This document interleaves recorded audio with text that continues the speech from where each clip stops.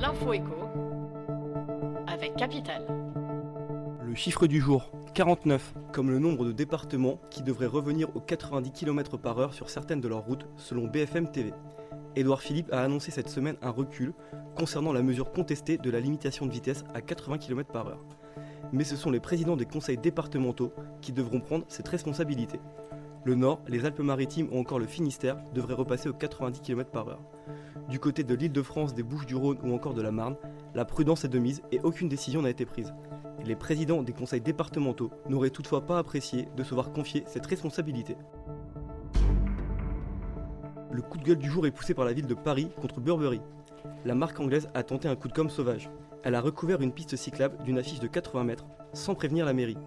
Un geste illégal et très dangereux puisque le matériau était très glissant, selon Paul Simondon, maire adjoint en charge de la propreté. La mairie de Paris a envoyé la facture du nettoyage à Burberry. Celle-ci s'élève à plusieurs milliers d'euros.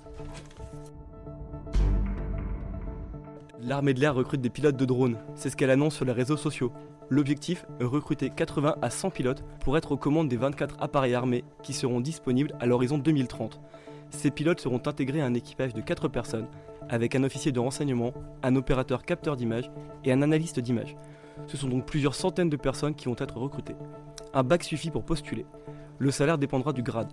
Un sous-officier gagne 1 500 € par mois, un officier 2 000 €.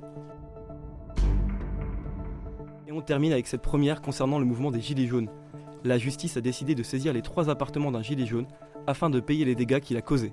2 hommes ont été écroués après avoir participé à plusieurs actes de dégradation dans le Var. Entre décembre et mars, ils auraient incendié 8 équipements publics, dont une station-service et des radars automatiques.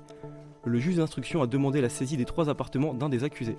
Le montant de ce patrimoine immobilier est estimé à 175 000 €, un chiffre inférieur aux 233 000 € qu'auraient coûté les dégâts.